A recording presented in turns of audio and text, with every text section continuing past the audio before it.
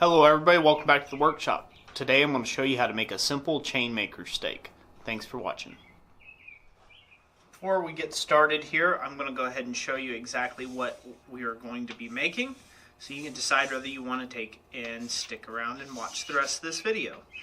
So, a chain maker stake is essentially just something that comes out. It's a stake anvil that comes out like so, and it has fullers on it off to the left or the right side of the anvil. So say this was the anvil here, right? You know, the foot of the anvil or whatever. A chain maker stake hangs off the front side of the anvil in order for you to be able to put your links through here. Say that's your link there. Hopefully you guys get this point. Allows you to take and do your welds on your links like so, and be a little more ergonomic than trying to go to the horn to weld these up. Also, since it's matched perfectly to the inside of the link, it's curved like so, it allows you to clean up the bottom of the forged weld on your chain links itself. So I'm going to show you how this is done. We are starting with a piece that is approximately 2 foot long by 1 inch by 1 inch square stock, and this is mild steel square stock. You don't need any sort of high carbon tool steel for this unless you're doing a bunch of these, and even at that I would suggest something like a 1045 for this if you can get your hands on some 1 by 1 square 1045. Without further ado, let's go ahead and get to it. One of the first steps we're going to do here, folks, is we're going to take this 1 inch bar and we're going to shove it all the way through the hardy hole of the anvil. Now, all hardy holes will have a dropout for the most part, unless you got like an old style pig anvil. And then what we're going to do is we're going to aim for that transition line where it's right here against the anvil, and that's going to be our mark where we're going to actually bend this at. So we need to make sure that that's clear in the fire so we can tell where to actually bend this piece at. So I just put those marks all the way around. This just helps line this up in the fire so you can get your hottest part of your fire right here where you're going to bend it.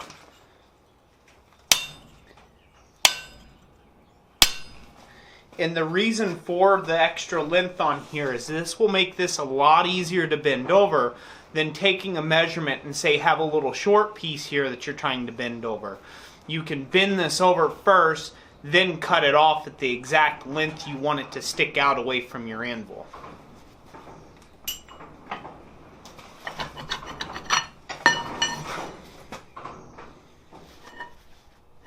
There we go. Set that on the fire in the center, cover it with our coke, and get it hot.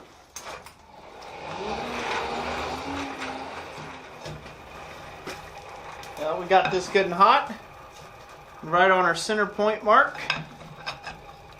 We're going to go ahead and shove this right on down through the hardy hole here, all the way down to where it once was. And now we're just going to go ahead and give it a bend.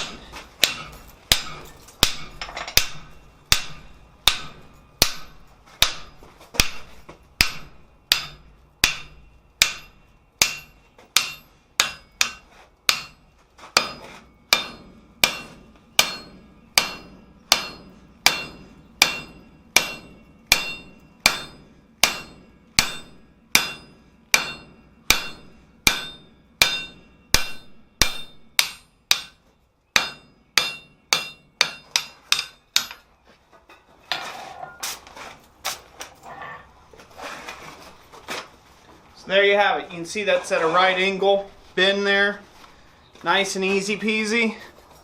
And we'll have to play with this a little bit to get it to bump up out of there, you know, because once you get it down in there, it likes to stick. So I'll come back to you after I get it out of the hardy hole. Basically, you just have to tap it right up and out, like you see me doing here. Real quick moment before I get going. as you can see here, I'm going to use 2 hammers. You should never hit hardened steel faces together, okay? Now, you're going to say, well, this is a bit of an oxymoron, ain't it, Roy? You're about to be a bit hypocritical. This is a soft face hammer. It's what I use to hit all my hardened tooling with. This is a regular hammer. If you don't have a soft face hammer, anneal a regular hammer. A dual face driving hammer or punch hammer or whatever to take and be your second hammer. So I'm going to be using this to take and create my fullers. I'll be using the cross of the peen to go ahead and create the fuller marks for the chain itself. Once again, use your own intelligence and your own common sense when it comes to this. Do not use hardened steel faces together. Again, this is a soft face hammer. This is a regular hammer. Okie doke. I've already taken a measurement, and what I need is about 5 inches from the end here. That's where I'm going to cut it off. So anywhere below 5 inches, or 125 mil, I believe, I'll be alright to put in a fuller. I need to come off at least 2.5 inches from the corner. So I'll have that measured here. Okay, so we'll put one in right here then. We'll start it at an angle. Fairly steep angle. Then we'll come right on up across and right on around.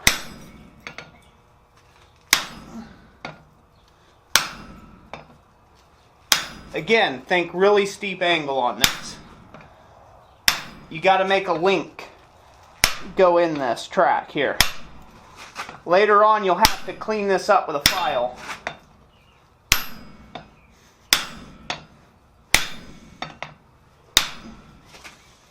And possibly a grinder.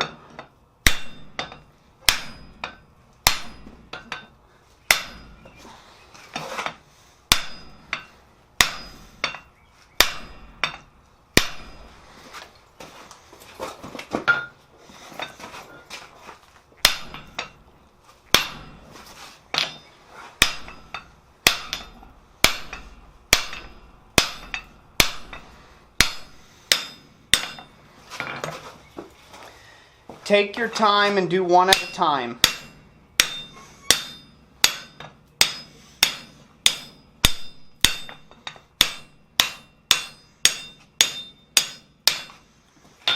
This one here is going to be the 1/2 inch length. So we need to make sure that this can accept a 1/2 inch bar before you quit hammering on it. Same thing with the 3/8 inch length. When you do the 3/8, you want to make sure that it can handle the rod that you're looking to put in there. So here's a 1/2 inch, and it's mostly there.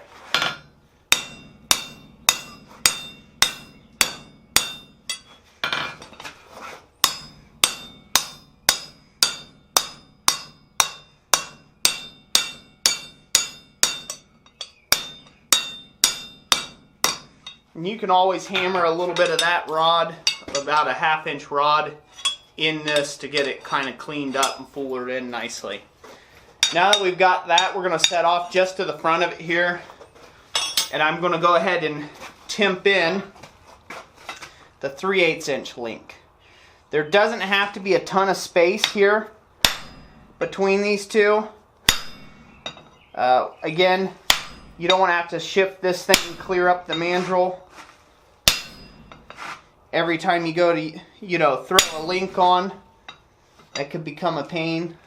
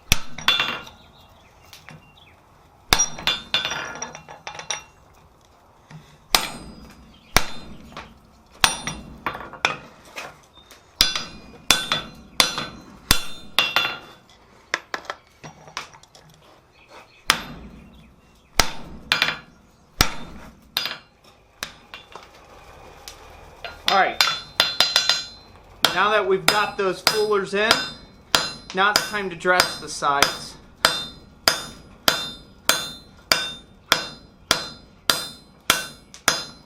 I'm doing something interesting here to the sides. I'm putting them on a bevel, so I'm giving them a slight taper away, if you will, to the top surface. And the reason for this being is to allow the link a little more clearance. So I'm holding the hammer at a bit of a diagonal.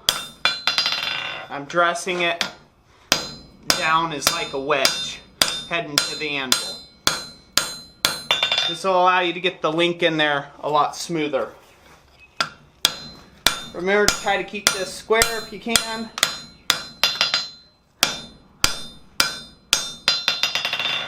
Keep it as square and non-twisting as you can during this process.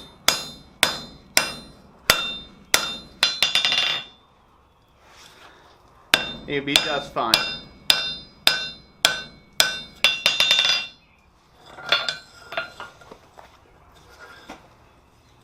So hopefully you can see that little wedge there. Next thing, we'll get it good and hot, and we'll do some hot rasping here. Now you can do it at this temperature, although you're not going to remove as much material. And keep in mind, you may need to go through your fullers,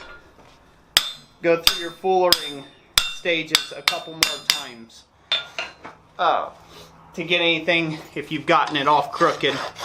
But now all it is just hot rasping it. I'm using a rat tail file round, pack round. It's a 3/8 inch to finish that off. That'll give it that nice smoothness. And again, that link will come out a lot better on the bottom side than if you were to just use it on the horn and leave a flat spot on the link.